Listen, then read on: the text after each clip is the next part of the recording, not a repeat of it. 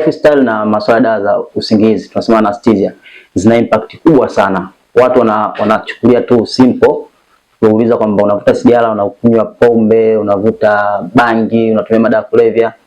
This is not for fun. Lina maana kubwa sana. Kwa mfano, matumizi ya dawa kwa mfano uvutaji wa sigara.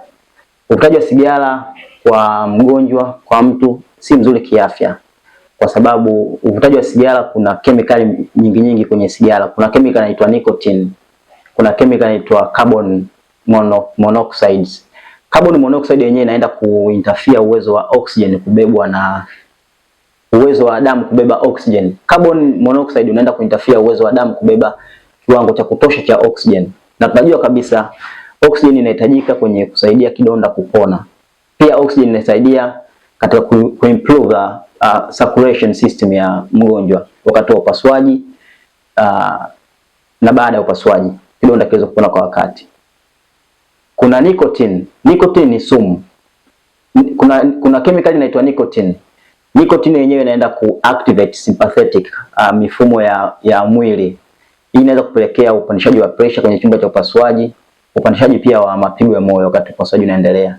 Hizi tunasema ni incidents ambazo si nzuri kutokea kwenye chumba cha upasuaji.